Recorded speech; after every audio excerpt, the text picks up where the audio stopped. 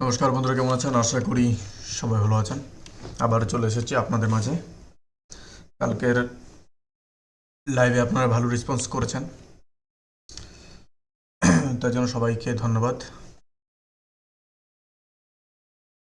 দেখুন, আজকে একটা জিনিস জানলাম, যেটা শুনলে আপনারা যদি শোনেন তাহলে সত্যি মাথা ঘুরে যাবে। মানে এই ধরনের খবর সাধারণত মেন স্ট্রিম যে মিডিয়া এত সহজে বলে না, কিন্তু আজকে একটু গভীরে গেলে পুরো ব্যাপারটা অনেক ক্লিয়ার হয়ে যাবে। তো শুরু করি ইরানের সেই পাহাড় দিয়ে। একটু ভাবো, তুমি যদি এমন একটা জায়গা বানাতে চাও যেখানে দুনিয়ার কোনো অস্ত্র পৌঁছতে পারবে না, তাহলে কি করবা? বা সেটা কি হতে পারে? অবশ্যই মাটির নিচে যেতে হবে, কিন্তু সাধারণ মাটির নিচে না, একদম গ্রানাইট পাথরের পাহাড়ের ভেতরে। পাথর কেটে সুড়ঙ্গ বানাতে হবে, আর ভেতরে পুরো একটা দুর্গ তৈরি করতে হবে। আর ইরান ঠিক এটাই করেছে। আপনাদেরকে জায়গার নামটা বলি, জায়গার নামটা হচ্ছে পিকক্স মাউন্টেন, নাম সেই জায়গাটার। আর এটা কোনো সাধারণ বাংকার না। মানে আমরা যখন বাংকার বলি মাথায় আসে মাটির নিচে কিছু কংক্রিটের ঘর, কিন্তু এটা কিন্তু সেরকম না। এটা হলো একটা পুরো পাহাড়ের একদম পেটের ভেতরে নিরেট গ্রানাইট পাথরের মধ্যে খোদাই করা একটা বিশাল স্ট্রাকচার। মানে গ্রানাইট মানে জানো তো, যে সেই পাথর যেটা দিয়ে ওই মনুমেন্ট বানায়, বিভিন্ন হিস্টোরিক্যাল যে মূর্তিগুলো আছে সেগুলো কিন্তু বানানো হয় এই গ্রানাইট পাথর দিয়ে, বিভিন্ন কাজে লাগে, দরকার হয়। কারণ এটা এত শক্ত যে সহজে ভাঙে না। সেই পাথরের কয়েকশো মিটার নিচে এই জায়গাটা। এবার আসল ব্যাপারে আসি। আমেরিকার কাছে একটা বোমা আছে, যেটাকে বলে বাংকার বাস্টার। এটার কাজ হলো মাটির নিচে যে কোনো বাংকার ধ্বংস করা। আর এই বোমাগুলো এত ভারী, এত শক্তিশালী যে সাধারণ যে কোনো আন্ডারগ্রাউন্ড স্ট্রাকচার এক হামলায় গুড়িয়ে যায়। আমেরিকা এই বোমা দিয়ে ইরাকে, আফগানিস্তানে অনেক কিছু ধ্বংস করেছে। আর এটাই তাদের সবচেয়ে বড় অস্ত্র মাটির নিচে টার্গেটের জন্য। এটা আপনাদেরকে বলে দিই, মাটির নিচে যে অস্ত্র আছে, মাটির নিচে অস্ত্র ভাণ্ডার থাকুক, বাংকার থাকুক, কোনো নেতা লুকিয়ে থাকুক, কোনো লিডার লুকিয়ে থাকুক, তো এটা কিন্তু তাদের সবচেয়ে বড় অস্ত্র, এই বাংকার বাস্টার বোমা।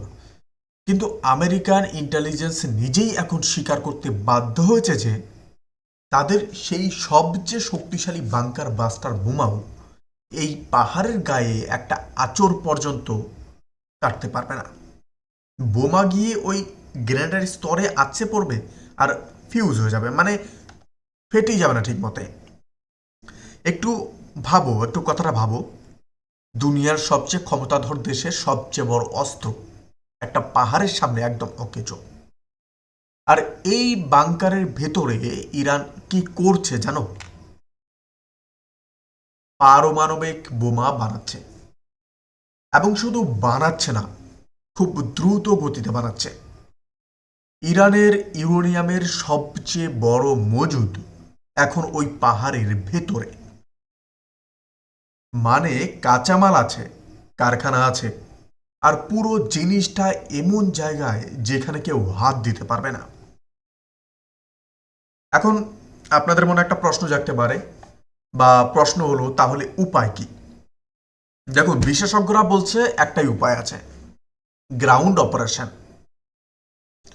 বিভিন্ন বিশ্লেষক বা বিশেষজ্ঞরা যারা আছেন তারা আমেরিকাকে একটাই উপায় দিচ্ছে, সেটা হচ্ছে গ্রাউন্ড অপারেশন। মানে সেই পাহাড়ে সরাসরি সৈন্য পাঠাও। আমেরিকান মেরিন বা স্পেশাল ফোর্স, বা যেটা ভেনুজুয়েলায় গিয়ে আক্রমণ করেছিল ডেল্টা ফোর্স, এরকম বিভিন্ন স্পেশাল ফোর্স তাদের সেই সুড়ঙ্গে নামাও। আর ভেতরে গিয়ে কাজ করে আসো। কিন্তু এখানেই আসল সমস্যা। সেই সুড়ঙ্গে ঢোকা মানে কি জানো? মানে হলো নিজেদের সেনাদের একটা সরু গলির ভেতরে পাঠানো, যেখানে ইরানের হাজার হাজার সৈন্য ওত পেতে বসে আছে, যেখান থেকে পালানোর কোনো রাস্তাই নেই। বন্ধুরা, ভিয়েতনামে আমেরিকার যে লাশ গুনেছিল, আফগানিস্তানে যে লাশ গুনেছিল, এটা তার চেয়েও বহুগুণ ভয়াবহ হবে। কারণ একজন আমেরিকান সেনা ওই সুড়ঙ্গে ঢুকলে বের হবার সম্ভাবনা প্রায় শূন্য। তো পেন্টাগন কি এই সিদ্ধান্ত নিতে পারবে? সেটা কিন্তু আমেরিকার সিদ্ধান্ত নিতে হবে। আর এর উত্তর একটাই, এর উত্তর হলো না। কারণ আমেরিকার ইতিহাস যদি আমরা দেখি, তারা যেখানেই বেশি ক্যাজুয়ালিটি হয়েছে সেখান থেকে পিছিয়ে এসেছে। ভিয়েতনাম থেকে পালিয়েছে, আফগানিস্তান থেকে পালিয়েছে। ওই সুড়ঙ্গে ঢোকার সাহস এই মুহূর্তে পেন্টাগনের নেই। আর ইরান এটা জানে। দেখুন, এটাই হলো আসল মাস্টার স্ট্রোক। ইরান প্রকৃতিকে ব্যবহার করেছে নিজের ঢাল হিসাবে। একটা পাহাড়কে বানিয়েছে দুনিয়ার সবচেয়ে শক্তিশালী শিল্ড। কারণ কোনো টেকনোলজি দিয়ে না, শুধু পাথর দিয়ে আমেরিকার পুরো মিলিটারি মেশিনকে থামিয়ে দিয়েছে। আর সবচেয়ে ভয়ের কথা কি জানো? একবার যদি ইরান সেই পারমাণবিক বোমা টেস্ট করে ফেলে, একটা মাত্র টেস্ট, তারপর থেকে ইরানের দিকে তাকানোর সাহসও এই পশ্চিমা বিশ্বের থাকবে না। কারণ নিউক্লিয়ার স্টেট মানেই হিসাবটা অন্যরকম, অন্যরকম হিসাব।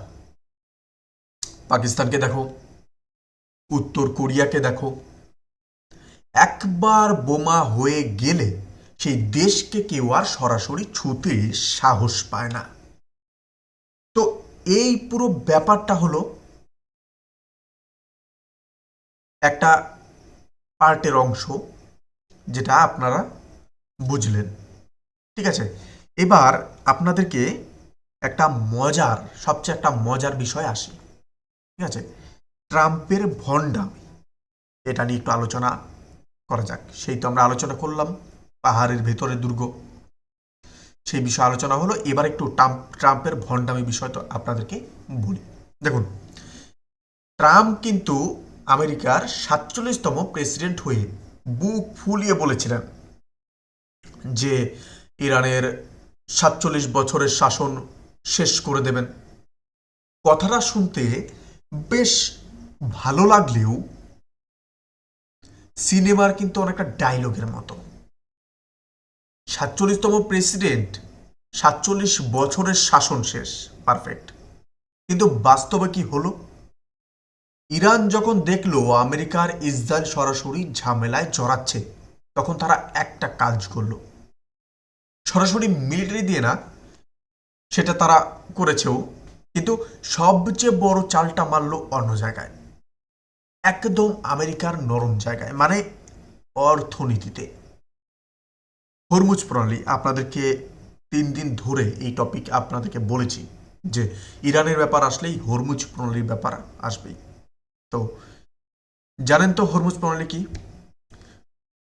এই একটা সরু সমুদ্র পথ দিয়ে পুরো দুনিয়ার তেলের বিশাল একটা অংশ যায়। পারস্য উপসাগর থেকে বের হওয়ার এইটাই রাস্তা। সেটা হলো এই প্রণালী। সৌদি আরব, ইরাক, কুয়েত, আরব আমিরাত, এদের সবার তেল এই পথ দিয়ে যায়। মানে এই একটা জায়গা বন্ধ হয়ে গেলে পুরো দুনিয়ার তেল সাপ্লাই থেমে যাবে। ইরানের নেভি আর তাদের অত্যাধুনিক ড্রোনগুলো দিয়ে এই রুট কার্যত অচল করে দিয়েছে।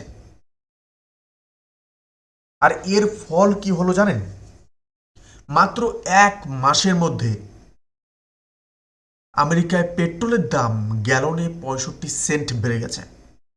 এখন 65 সেন্ট শুনে মনে হতে পারে যে এটা কতটুকু, কিন্তু আমেরিকায় মানুষ প্রতিদিন গাড়ি চালায়, প্রতি সপ্তাহে ট্যাঙ্ক ফুল করে, মাসে মাসে সেটা বড় অঙ্কে তারা সাধারণ মানুষ সরাসরি টের পাচ্ছে।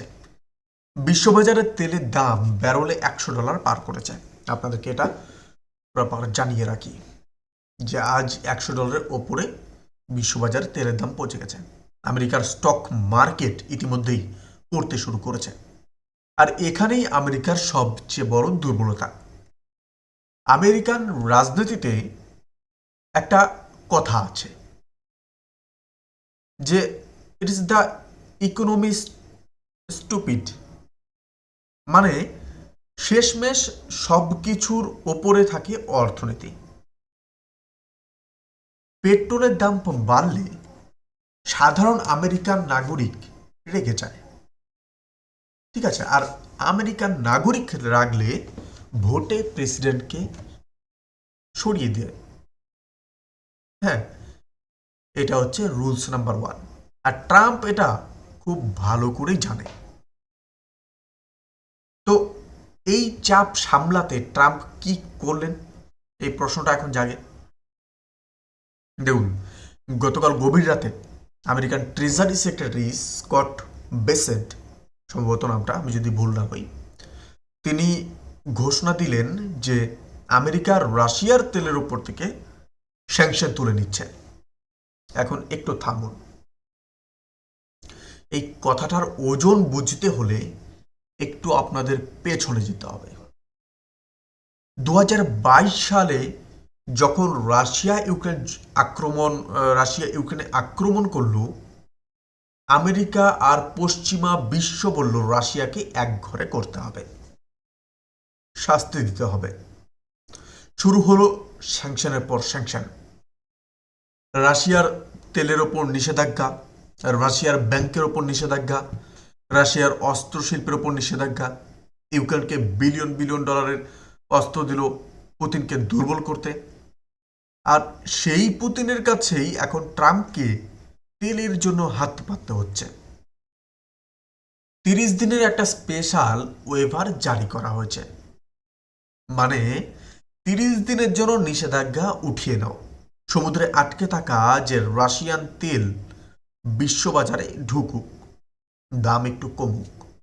একবার ভাবুন, যে রাশিয়াকে শেষ করার জন্য বছরের পর বছর লড়াই করলো, সেই রাশিয়ার কাছেই ভিক্ষে চাইতে হচ্ছে। আর একই সময়ে ট্রাম্প টিভিতে এসে বলছেন ইরানকে শেষ করে দিয়েছি।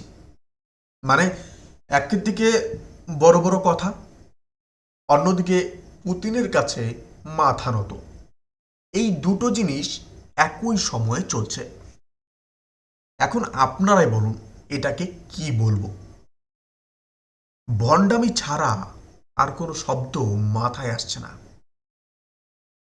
সরাসরি যুদ্ধে না জিতেও শুধু অর্থনৈতিক চাপ দিয়ে দুনিয়ার সবচেয়ে ক্ষমতাধর দেশকে তার সবচেয়ে বড় প্রতিপক্ষর কাছে নতজানু করিয়ে দিয়েছে। বন্দুক ছাড়াই এই যুদ্ধে ইরান একটা বিশাল পয়েন্ট তুলে নিয়েছে। তো এই বিষয় নিয়ে আপনারা কি ভাবেন অবশ্যই আমাদেরকে কমেন্ট করে জানাবেন। আর ভালো থাকবেন, সুস্থ থাকবেন। ধন্যবাদ। আজকে লাইভটা আমি ছোট্ট করে করলাম। যদি ভালো লাগে অবশ্যই চ্যানেলটিকে লাইক করবেন, ভিডিওটিকে লাইক করে লাইভ স্ট্রিমটিকে লাইক করবেন এবং চ্যানেলটিকে সাবস্ক্রাইব করবেন। ধন্যবাদ।